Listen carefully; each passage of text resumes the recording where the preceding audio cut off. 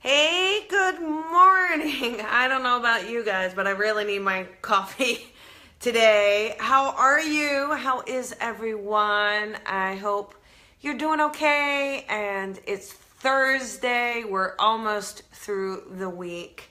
And today, this is a idea from one of the watchers. She made a comment, and this is about grief and understanding grief and how to move through grief, because sometimes we can really get stuck in it. And I thought it would be a great topic just to kind of help you. Maybe there's some tips that a little talk today might perk you up or give you a couple ideas to integrate into your life. Good morning, Linda. You're the one who inspired this. So I do hope you enjoy today's Coffee with Colby. So grief, comes in many forms. So grief is not necessarily just the loss of a loved one. It could very well be a breakup, or the loss of a relationship, a friendship, a loss of a job. But basically it is the feeling of a loss and then the stages that we go through. Good morning, Sherry. Good morning, Lisa. So for anyone who doesn't know, there are 5 stages of grief, okay? One is denial, right? This can't be happening. This is not happening. Not believing. That is denial. The second stage is anger. And that anger really comes from when you're starting to understand the truth that the grief is there, understanding the truth that that loss is real. Then there's bargaining. You know what, God, please take me, not this person. Or if I'd only done this, it would have helped. If I could have been there, I would have saved them. So that's that bargaining phase. And then there is depression. That obviously we would know what depression is, but the sadness behind it, the inability to get out of bed, the wanting to be isolated, wanting to be alone. Good morning, Kathy. Good morning, Haley. Oh my goodness, everybody. Hi, everybody. So depression and processing that depression. Then the final stage is acceptance. So one of the misconceptions, though, is it's not that these 5 stages of grief are linear and they go in a chronological order. It really doesn't work that way. You could be in denial and then it goes to bargaining, or you're in bargaining and then it goes to anger. So these stages can kind of intertwine, and you may feel like, oh, I'm feeling great today, and then the very next day you're so angry again. So they really fluctuate and they flow back and forth between one another. And it would be nice, I guess, if they were a little linear and a little chronological, because then you'd be like, okay, I'm at bargaining, I just got to get through depression. But unfortunately, our human emotions and soul don't necessarily process information in that particular way. But I want to share with you maybe some ways that will help you. Good morning, Richard. Good morning, Bronny.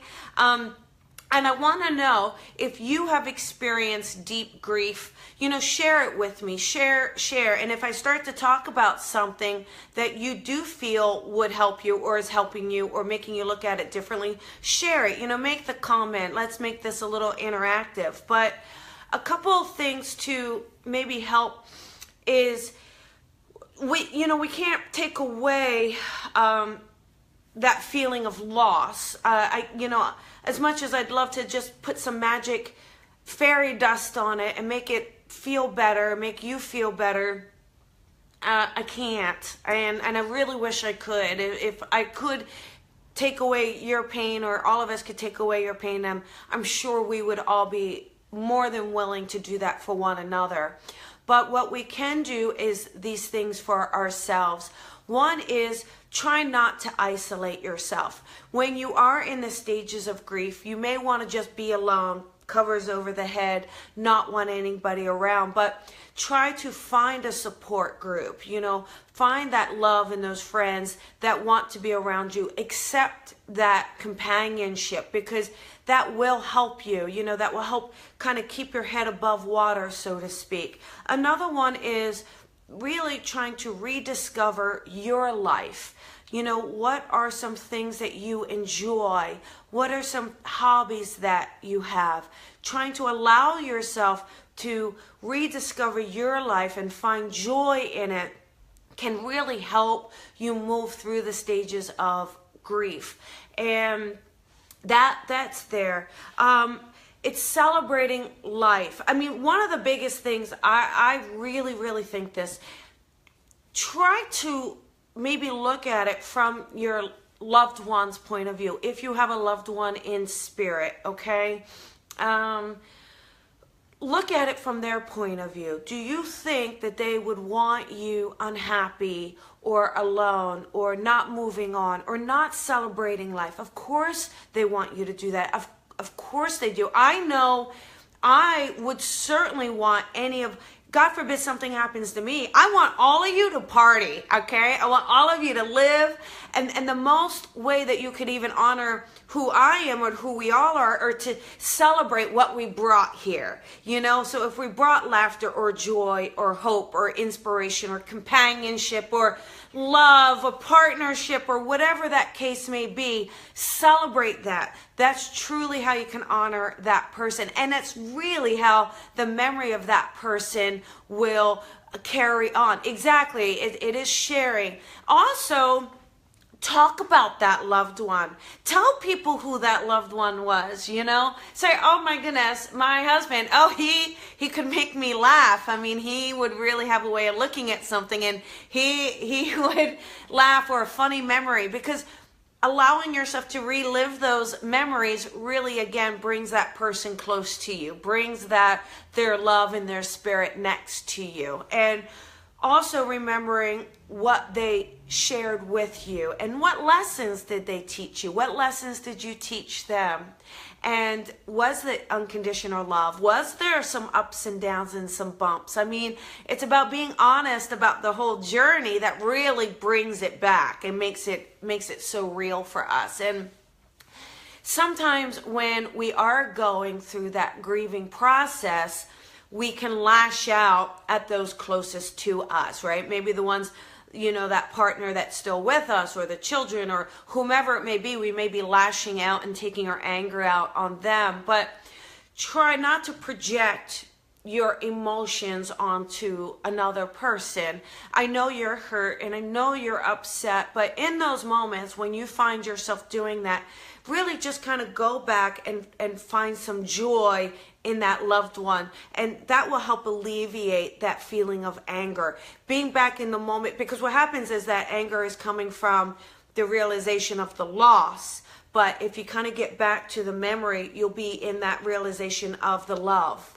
And if we can get back to that place of love, I really do feel that that will help diminish that feeling of anger. And it's just through that practice that we keep doing it. It is, you know, you're not expected to just get over grief. I know there are many people around you who try to give you a time limit, or maybe you put a time limit on yourself to kind of get through it, right? Pick yourself up, as maybe some people say, but it's not about that.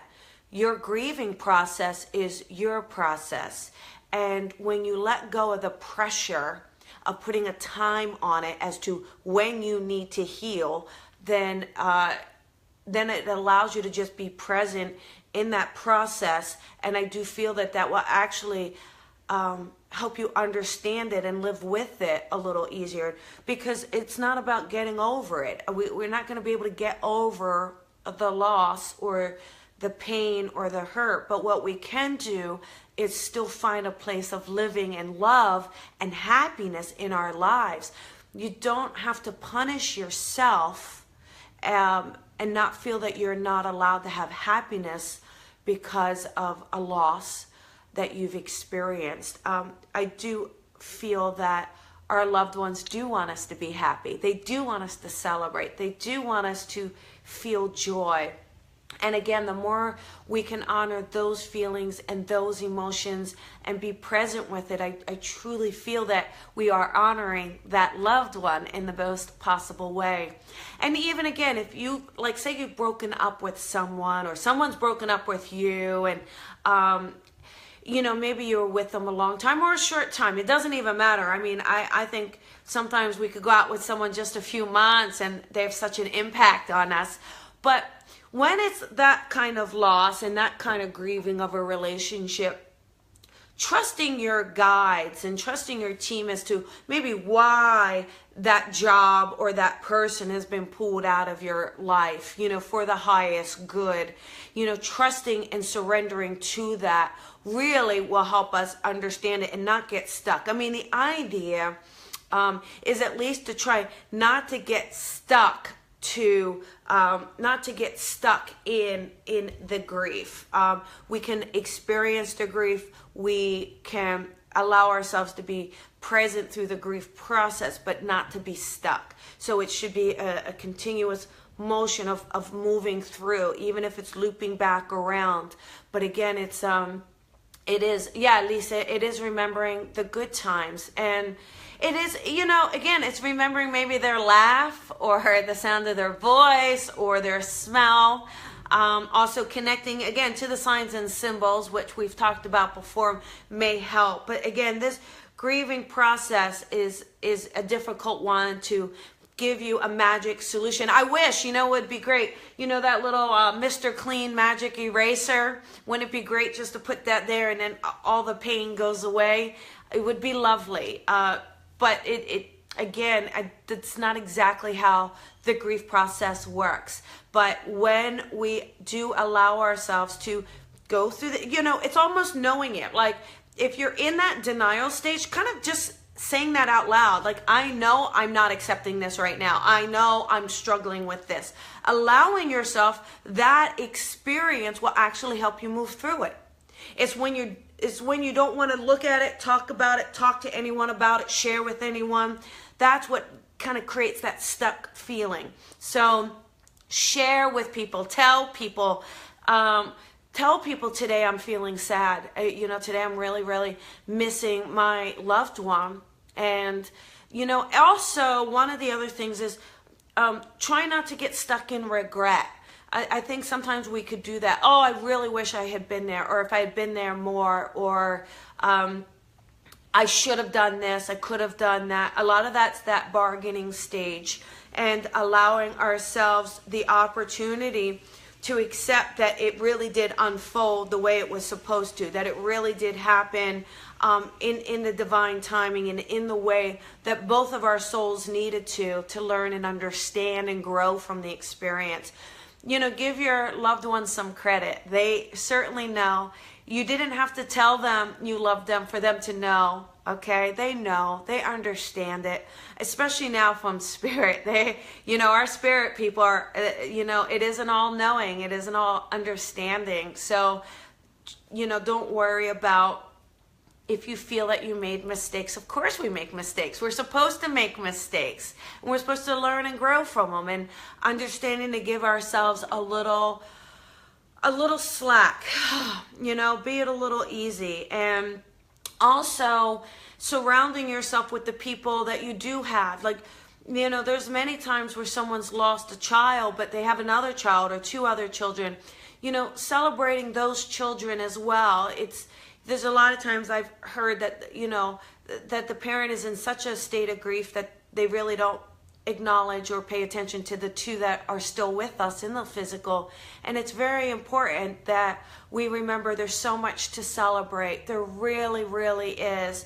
There's so much to be grateful for, even if it does feel that everything that you've lost. Also, one other thing that may help, and I really do believe this, and I really do believe that when a physical soul, when our physical person does cross over, I think it's because they graduated. Whatever they were supposed to come and learn, they did. So even if they're younger and they didn't have the wedding yet, and you said, oh my goodness, I missed the wedding and I missed the graduation, or they missed all these experiences, but they didn't need them.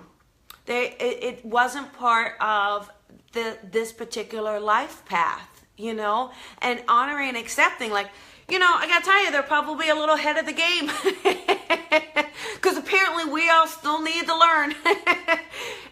So, of course, I am not trying to diminish a tragedy. I am not trying to take away the impact that you're feeling. I am just trying to say maybe there's some other ways to look at it to just kind of help you get through that tough day, help you understand a bit about the love and the light that our loved ones leave with us, okay? Oh, Sharon, you got your book. Oh, wonderful. Well, I hope you like it. I hope you find it helpful. I really do. And thank you. Thanks for supporting it. And yeah, Linda, I understand going through that grief is not easy. But trying to find those moments of celebration, so important. And you know, Linda, I do know that both your sons are in spirit, and that's a massive, massive tragedy. But at the same time, it's like they have one another, right? They do. They have each other in the spirit world. And I think that that's pretty incredible. It really is that they must have needed each other and both, you know, kind of came here to learn something together, and they did it. And now they get to spend the spirit world with one another. So finding that joy of, you know, not one son is alone, you know, maybe that would bring a little peace to you. Maybe that will help you a little bit. And knowing that, you know, you were a fantastic mom and you did everything you needed to do. And, you know, I'm sure if you asked your boys, what would they want? And they would say, be happy, Mom. Right? Your loved ones just want you to be happy. They really, really do.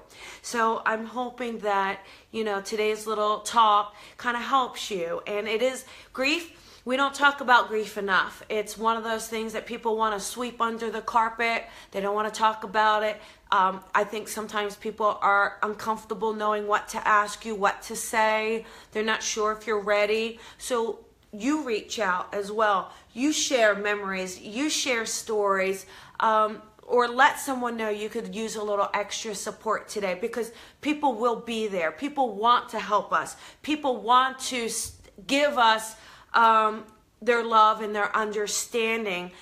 Sometimes they're just afraid to infringe. They don't want to hurt you. So if you open that door first, you know, you'll see that the support is there for you, okay? And as always, knowing that your loved ones really are a thought away. They really, really are. And I'm hoping that today's little talk helps, you know, when you're feeling a little lost. Why don't you just replay it? You know, replay it, okay? And you've got it. And I'm wishing you a wonderful day. Tomorrow is Friday. I am getting my hair done. So we'll see if I can do it from the salon or not. I'll let you know. Depends on where he is in the process. But I am looking forward to talking with you. And I want you to have a beautiful day. Look outside and just take something in that says, you know, there is a miracle in today. There is a bit of a miracle here.